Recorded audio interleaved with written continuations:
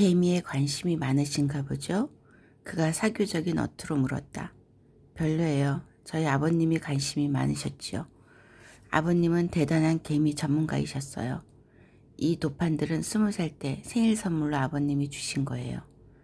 웰즈 양 아버님이라면 에드몽 웰즈 박사 말씀이군요. 그 말에 레티샤가 깜짝 놀라며 물었다. 저희 아버님을 아세요? 그분에 대해서 사람들이 이야기하는 걸 들었습니다. 우리 경찰에서 그분을 잘 알게 된 것은 그분이 시바리트가에 있는 그 저주받은 지하실의 소유자였기 때문이죠. 그 사건 기억하시죠? 21명이나 되는 사람들이 끝없는 동굴 속으로 사라진 사건 말입니다. 물론이죠. 그 사람들 중에서 제 사촌 오빠와 올케 조카, 할머니가 들어있는걸요. 이상한 사건이지요. 수수께끼를 그토록 좋아하시는 분이 어떻게 그 실종 사건에 대해서는 수사를 안 하셨어요? 저는 그 당시 다른 사건을 맡고 있었습니다.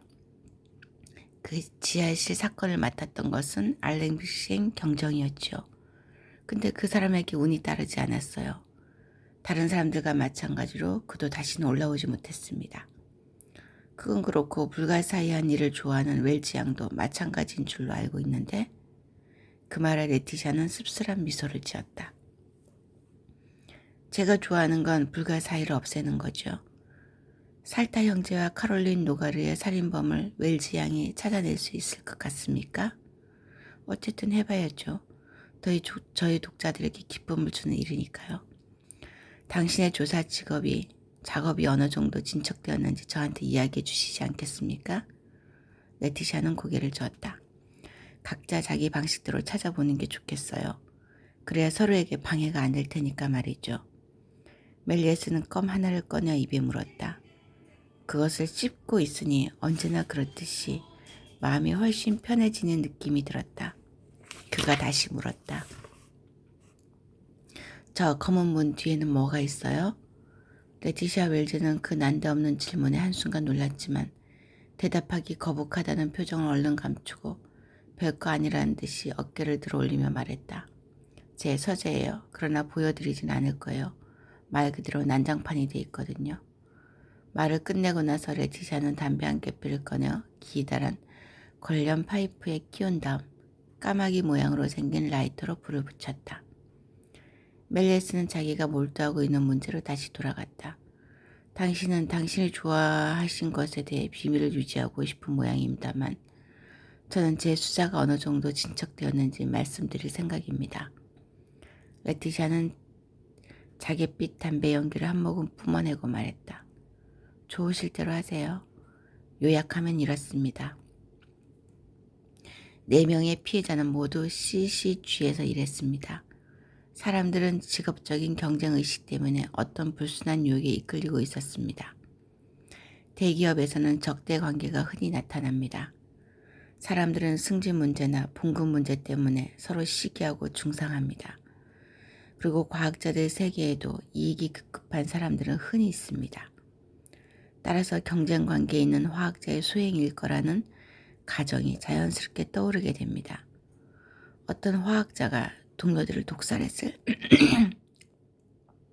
가능성이 있습니다. 그러나 사용한 독은 나중에 효과가 나타나는 맹독입니다. 그렇게 가정하면 부검을 통해 밝혀진 소화기 내에 그 헐어서 생긴 상처들을 완벽하게 설명할 수 있습니다. 여전히 너무 앞질러 가고 계시는군요. 멜리에스 씨. 당신은 독에 대한 생각에 사로잡혀서 줄곧 공포 쪽은 잊고 계시나 봐요. 아주 심한 정신적 충격을 받아도 위장이 헐 수 있어요. 그리고 4명의 피살자들은 모두 아주 심한 공포를 느꼈어요. 공포가 이 사건의 열쇠예요.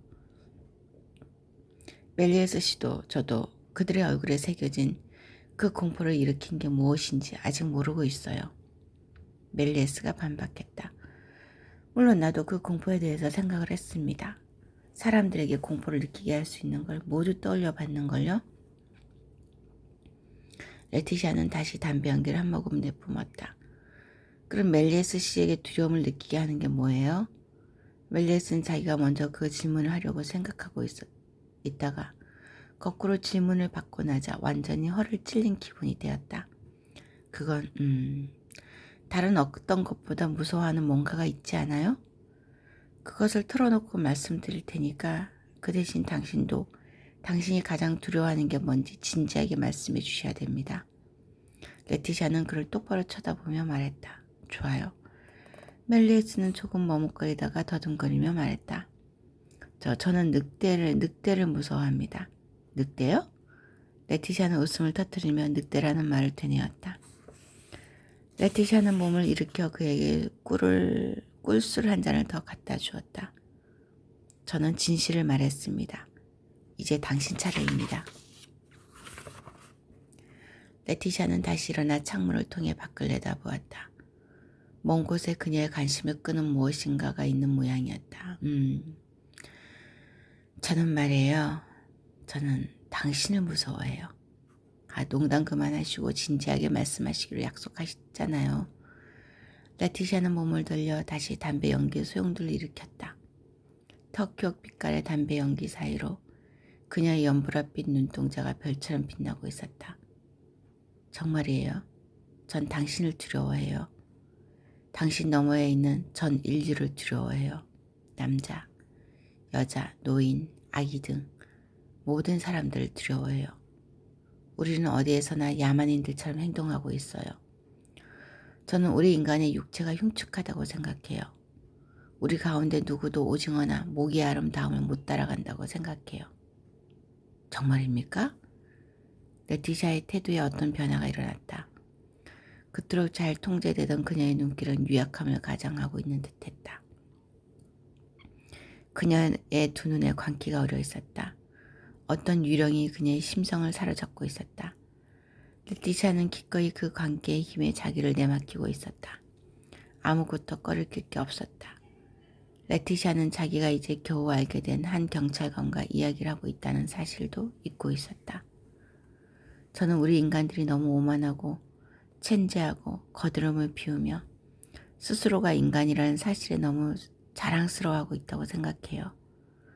저는 농부와 신부와 병사들을 두려워하고 의사와 환자들을 두려워하며 저에게 해를 끼치는 사람들보다 저에게 이익을 주려는 사람들도 두려워해요. 우리는 우리 손에 닿는 모든 것을 파괴하고 있어요. 우리는 우리가 파괴할 수 없는 것을 오염시켜요.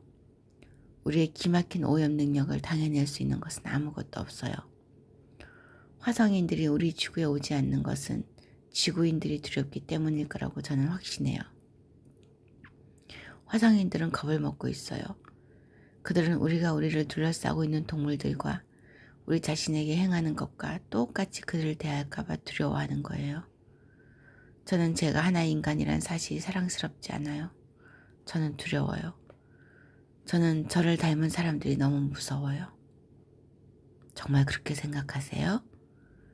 레티샤는 대답 대신 어깨를 으쓱하고 말을 이었다. 늑대들 때문에 죽는 사람의 수와 사람들 때문에 죽는 사람의 수를 비교해보세요. 나의 두려움이 당신의 두려움보다 더 온당하다고 생각하지 않으세요? 사람들을 무서워한단 말입니까? 그러나 당신 자신이 하나의 인간이지 않습니까? 그건 저도 잘 알아요. 저 자신에게 두려움을 느낄 때도 있는걸요.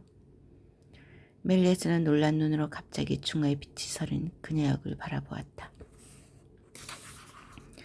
레티샤는 얼른 얼굴 표정을 누그러뜨리며 말했다. 우리 다른 거 생각하기로 해요. 우리 둘 다 수수께끼를 좋아해요. 마침 전 국민의 성원을 받고 있는 우리의 퀴즈 프로그램이 나올 시간이군요. 당신에게 우리 시대의 가장 신명나는 행동인 텔레비전 시청의 기회를 제공할까 하는데. 고마워요. 레티샤는 리모컨 컨트롤을 작동시켜 알쏭달쏭 함정 퀴즈를 찾았다. 백과사전. 쥐들을 상대로 하나의 실험이 이루어졌다. 낭시 대학 행동생물학 연구소의 디디에 드조르라는 연구자는 쥐들이 수영에 어떻게 적응하는가를 알아보는 실험을 했다. 그는 쥐 6마리를 한 우리 안에 넣었다. 그 우리의 문은 하나뿐인데 그 문이 수영장으로 통하게 되어 있어서 쥐들은 먹이를 나누어주는 사료통에 도달하기 위해서 수영장을 건너야만 했다. 6마리의 쥐들은 일제히 헤엄을 쳐서 먹이를 구하러 가는 것이 아니라는 사실이 곧 확인되었다. 쥐들 사이에 역할 분담이 이루어졌는데 그것은 다음과 같이 나타났다. 즉 헤엄을 치고 먹이를 빼앗기는 쥐가 2마리, 헤엄을 치지 않고 먹이를 빼앗아 먹는 쥐가 2마리, 헤엄을 치고 먹이를 빼앗기거나 빼앗지 않는 독립적인 쥐가 1마리, 헤엄도 안 치고 먹이를 빼앗기지도 못하는 천덕꾸러기 쥐가 1마리였다. 먹이를 빼앗기는 2 쥐는 물속으로 헤엄을 쳐서 먹이를 구하러 갔다. 그 쥐들이 우리 안으로 들어오자 먹이를 빼앗아 먹는 2 쥐는 그 쥐들을 때리고 머리를 물속에 쳐박았다. 결국 애써 먹이를 가져온 2 쥐들은 자기들의 먹이를 내놓고 말았다. 두 착취자가 배불리 먹고 난 다음에야 굴복한 2 피착취자는 비로소 자기들의 크로켓을 먹을 수 있게 되었다. 착취자들은 헤엄을 치는 일이 없었다. 그 쥐들은 헤엄치는 쥐들을 때려서 먹이를 빼앗기만 하면 되는 것이었다. 독립적인 쥐는 아주 힘이 세기 때문에 착취자들에게 굴복하지 않았다. 마지막으로 천덕꾸러기 쥐는 헤엄을 칠 줄도 모르고 헤엄치는 쥐들에게 겁을 줄 수도 없었기 때문에 다른 쥐들이 싸울 때 떨어진 부스러기를 주워 먹었다. 그 후에 다시 실험이 행해진 22개의 우리에서도 역시 똑같은 구조, 즉 피착취자 2마리, 착취자 2마리, 독립적인 쥐 1마리, 천덕꾸러기 쥐 1마리가 나타났다. 그러한 위계 구조가 만들어지는 과정을 좀 더 잘 이해하기 위해서 그 연구자는 착취자 6마리를 함께 우리에 넣었다. 그 쥐들은 밤새도록 서로 싸웠다. 다음날 아침이 되자 그 쥐들 가운데 2마리가 식사당번이 되었고 1마리는 혼자 헤엄을 쳤으며 나머지 1마리는 어쩔 수 없이 모든 것을 참아내고 있었다. 착취자들에게 굴복했던 쥐들을 상대로 역시 똑같은 실험을 했다. 다음날 새벽이 되자 그 쥐들 가운데 2마리가 왕초 노릇을 하고 있었다. 그런데 그 실험에서 우리가 정작 음미해 보아야 할 대목은 쥐들의 뇌를 연구하기 위해서 머리통을 열어보았을 때 가장 스트레스를 많이 받는 쥐가 바로 착취자들이었다는 사실이다. 착취자들은 피착취자들이 복종하지 않게 될까봐 무척 두려워하고 있었던 것이리라. 에드먼 웰즈 상대적이며 절대적인 지식의 백과사전.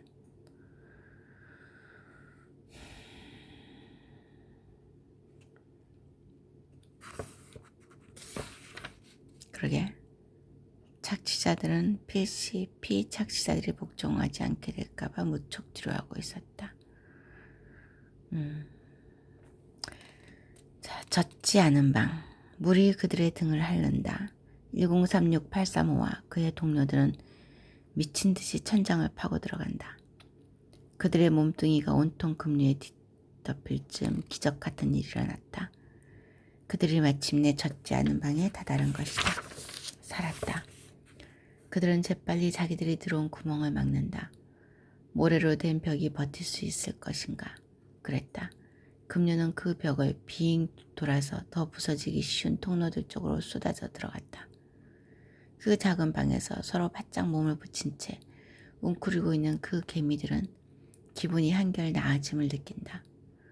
반체제 개미들은 자기들의 수를 헤아려 보고 살아남은 자가 50마리밖에 안 된다는 사실을 깨달았다. 신을 믿는 소수의 개미들은 여전히 중얼거리는 듯한 페로몬을 발하고 있다. 우리는 손가락들을 제대로 공양하지 못했다. 그래서 그들이 하늘을 열어버린 것이다. 개미 세계의 우주 발생 이론에서는 지구가 입방체로 되어 있고 그 위에 구름 천장이 있으며 그 구름 천장에 하늘의 바다가 담겨 있다고 보고 있다. 하늘의 바다가 너무 무거워지면 천장이 갈라지면서 이른바 비라는 것이 쏟아져 내린다는 것이다. 신을 묻는 개미들은 그 구름 천장이 쪼개지는 것을 손가락들이 그곳을 발톱으로 찌르기 때문이라고 생각하고 있다. 그것이 어땠든 간에 개미들은 모두 날이 개기를 기다리면서 최선을 다해서 서로 돕고 있다. 몇몇 개미들은 입과 입을 맞대고 영양 교환을 한다. 어떤 개미들은 몸에 남아있는 열기를 보호하려고 서로의 몸을 비벼주고 있다. 1036-835는 더듬이를 벽에 대고 물의 공격을 받고 있는 도시가 아직도 진동하고 있음을 느낀다. 벨록항은 이제 움직이지 않는다. 물이라는 적에 완전히 박살이 난 것이다. 여러 가지 형태를 지닌 그 적은 투명한 다리를 이용하여 아무 구멍으로 마구 쳐들어온다. 개미들보다 훨씬 더 유연하고 적응력이 강한 그 비라는 괴물에 화 있을진저. 순진한 병정 개미들은 자기들에게 미끄러져 오는 물방울들을 위턱으로 쳐서 쪼갠다. 물방울 하나를 죽이면 곧 4개가 나타난다. 떨어지는 비에 대고 다리를 휘두르면 빗물이 다리에 달라붙는다. 비에 대고 개미산을 쏘면 비는 부식제가 되어버린다. 비를 때밀면 비는 개미를 맞아들이고 개미들을 붙들어준다. 물길에 휩쓸려 희생된 자들이 헤아릴 수 없이 많다. 도시의 모든 문들이 뻥 뚫려 있다. 벨록항 전체가 익사한 것이나 다름없는 몰골이다. 텔레비전. 라밀의 부인의 곤혹스러워하는 얼굴이 화면에 나타났다. 그녀가 새로운 수수께끼인 그 수요일 문제 해먹고 난 뒤부터 프로그램의 시청률이 2배로 뛰었다. 이제껏 실패한 적이 없는 사람의 갈팡질팡하는 모습을 보면서 사람들은 가학적인 쾌감을 느끼는 모양이었다. 그게 아니라면 대중들은 승리자보다 패배자에게 더 쉽게 친밀감을 느끼면서 패배자들을 더 좋아하기 때문일 수도 있었다. 평소와 다름없는 쾌활한 모습으로 사회자가 물었다. 자, 라밀의 여사, 이 문제의 답을 찾으셨습니까? 아니요, 아직 못 찾았어요. 자, 정신을 집중해 보세요. 라밀의 여사, 저희가 제시한 수요를 보시면서 뭐 생각나는 게 없으십니까? 카메라가 먼저 백색판을 향했다가 이어 생각에 잠긴 채 설명하고 있는 라밀의 부인에게로 쏠려있다. 이 수요를 들여다보면 볼수록 머리가 뒤죽박죽이에요. 어려워요. 너무 어려워요. 그렇지만 어떤 리듬 같은 것이 있는 것 같기는 해요. 맨 앞에서는 언제나 1이 나오고 2는 가운데 모여 있어요. 라밀의 부인은 글자가 적혀있는 백색판으로 다가가서 마치 초등학교 여선생님처럼 설명하기 시작했다. 언뜻 보면 지수적인 수열처럼 보이기도 합니다. 그러나 분명히 그건 아닙니다. 저는 1들과 2들 사이에 어떤 규칙이 있다고 생각했습니다. 그런데 이 3이라는 숫자가 튀어나오더니 역시 계속 늘어납니다. 그래서 저는 전혀 규칙이 없을지도 모른다고 생각했습니다. 임의적인 방식에 따라 배열된 숫자들로 이루어진 어떤 혼돈의 세계와 관계가 있는 것이 아닐까 하고 생각한 것입니다. 그러나 여성으로서의 육감이 나에게 이렇게 속삭이고 있습니다. 그럴 리가 없어. 숫자들은 아무렇게 놓인 게 아니야 하고 말입니다. 그러면 라밀의 여사 이 수요를 보시면서 무엇을 생각하셨나요? 라밀의 부인의 얼굴이 환해졌다. 우스갯소리 좀 할까요? 그녀가 말했다. 라밀의 여사의 생각을 들어보겠습니다. 여사께서 뭔가를 생각하고 계신 것 같습니다. 그럼 라밀의 여사 생각하신 게 뭔가요? 우주의 탄생에 관한 거예요. 그렇게 말하면서 라밀의 부인은 이마살을 찌푸렸다. 부인의 말이 이어졌다. 일은 신의 불꽃입니다. 그것이 커지고 그 다음에 난입니다.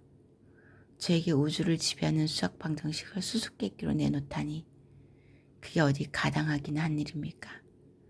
아인슈타인이 평생 동안 찾으려다가 못 찾은 것을 저보고 찾으란 말입니까? 세계의 모든 물리학자들이 오매불망 찾아 헤매는 그것을요. 사회자 얼굴에 처음으로 그 방송의 주제에 걸맞는 수수께끼 같은 표정이 어렸다. 그럴 수도 있죠, 라밀의 여사. 그래서 저희 프로그램이 바로 알쏭달쏭 함정 퀴즈. 방청국에서 한 목소리가 소리쳤다. 그렇습니다. 알쏭달쏭 함정 퀴즈는 한계를 모릅니다. 자, 라밀의 여사 대답을 하시겠습니까? 아니면 조커를 쓰시겠습니까? 조커를 쓰겠습니다. 추가 정보가 필요합니다. 백색판을 보십시오. 사회자가 소리쳤다. 사회자는 다들 이미 알고 있는 수열을 되풀이해서 썼다. 그런 다음 여전히 자기의 메모지를 보지 않은 채 7번째 줄에 수를 덧붙였다. 힌트를 상기시켜 드리겠습니다. 첫 번째 힌트는 영리한 사람일수록 답을 찾기가 어렵다였습니다. 두 번째 것은 이미 알고 있는 것은 다 잊어버려야 한다였습니다. 자, 그러면 세 번째 힌트를 드리겠습니다. 우주가 그렇듯이 이 수수께끼는 절대적인 단순성에 기원을 두고 있습니다. 입니다. 박수갈채. 라멜의 여사, 제가 한 가지 도움 말씀을 드릴까요? 사회자가 다시 쾌활한 낯빛으로 물었다. 부탁합니다. 도전자가 말했다. 제가 보기엔 말이에요. 라멜의 여사께서는 별로 단순하지 않고 별로 어리석지도 않습니다. 한마디로 충분히 비어있지 않습니다.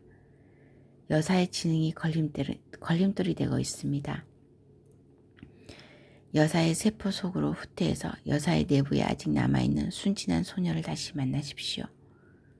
그럼 시청자 여러분, 오늘은 여기서 작별 인사를 드려야겠습니다. 내일 뵙겠습니다. 변함없는 승원을 부탁드립니다. 레티사 웰즈는 텔레비전을 껐다. 점점 재밌어져 가지요? 그녀가 말했다. 당신은 그 수수께끼 답을 찾으셨나요? 아니요. 당신은요? 저도 역시 우리는 너무 영리한 모양입니다. 사회자 말이 맞을지도 몰라요. 멜리스가 떠나야 할 시간이었다. 그는 플라스크를 자기의 넓은 호주머니 안에 넣었다. 현판을 놨으며 그가 다시 물었다. 우리 서로 귀찮게 하지 않고 서로 도와가며 일을 할 수도 있지 않습니까? 그게 안 되는 이유가 뭐죠? 첫째는 저에게 혼자서 일하는 습관이 있기 때문이고, 둘째는 경찰과 언론은 결코 좋은 사이가 될 수 없기 때문이죠. 예외라는 것도 있지 않습니까? 레티샤는 흑당 같은 짧은 머리채를 흔들었다. 예외는 없어요. 자, 멜리에스 씨. 더 나은 쪽이 이기길 바라겠어요. 당신이 그걸 원하시니 나도 더 나은 쪽이 이기길 바라겠습니다. 그는 계단 쪽으로 사라졌다. 원정군 출발하다. 비가 탈진해서 후퇴한다. 모든 전선에서 후퇴하고 있다. 비에게도 포식자는 안다. 그 이름은 태양이다. 개미 문명의 오랜 동맹자인 태양은 좀 늦장을 부리긴 했어도 때가 되어 나타났다. 태양이 재빨리 하늘에 벌어진 틈을 메워버리자 하늘의 바다는 더 이상 세계로 흘러내리지 않는다. 재앙에서 살아남은 벨룩한 개미들은 몸을 말리고 덮이기 위해서 도시 밖으로 나온다. 비가 내리면 개미들은 겨울장과도 같은 상태에 빠진다. 습기가 추위 대신에 몰려온다는 점만 다르다. 습기는 추위보다 더 나쁘다. 추위는 잠들게 할 뿐 습기는 개미들을 죽이기 때문이다. 밖에서 개미들은 비를 정복한 태양에게 찬사를 보낸다. 몇몇 개미들은 예부터 전해오는 햇빛의 창가를 읊조린다. 햇살이 우리의 텅 빈 몸 안으로 들어와 고통에 겨운 우리의 근육을 움직이고 갈라진 우리의 생각을 맺어주도다. 도시양 곳곳에서 개미들이 그 냄새의 노래를 되풀이한다. 그러나 벨룩왕이 참담한 패배를 겪었다는 사실을 부정할 순 없다. 빗방울에 맞아 구멍이 숭숭 뚫린 채 조금밖에 남아있지 않은 지붕에서 맑은 물줄기가 솟아나는데 그 물줄기에게 검은 덩어리가 섞여 나온다. 익사자들의 시체다. 다른 도시에서 전해온 소식도 우울하긴 마찬가지다. 단 한 차례의 소나기가 위풍당당하던 불개미 연방을 이렇게 무참히 유린할 수 있단 말인가. 단 한 차례의 비가 하나의 제국을 무너뜨릴 수 있단 말인가. 지붕이 폐허가 되면서 햇빛방이 드러나 있는데 그 안에 있는 고치들은 이제 진흙탕 속에 축축한 알갱이에 지나지 않는다. 알들을 지키겠다고 다리 사이에 알 모닥이를 싣고 가던 수많은 유모개들이 개미들이 그것들을 물에 빠뜨려 죽음을 맞게 했다. 앞다리 끝에 알 모닥이를 얹고 머리 위에 올려서 옮긴 몇몇 유모개미들은 알들을 구하는 데 성공했다. 금당 구역으로 들어간 입구를 막고 있던 문지기 개미들 가운데 생존자는 별로 없다. 그 몇 안 되는 생존자들이 금당 구역의 입구를 빠져나온다. 그들은 두려움을 느끼면서 엄청난 재난이 휩쓰고 간 자리를 둘러본다. 클리프니 자신도 피해가 막심한 것을 보고 놀라움을 금치 못한다. 물의 공격에도 버틸 수 있는 도시를 건설하려면 어떻게 해야 하나? 한바탕 쏟아져 들어오는 물줄기만으로도 세계가 개미 문명의 초기로 되돌아가 버린다면 지혜라고 하는 게 무슨 쓸모가 있겠는가? 1036, 835와 반트제 개미들은 그들의 은신처를 떠난다. 1036, 835는 곧 여왕 개미를 만나러 간다.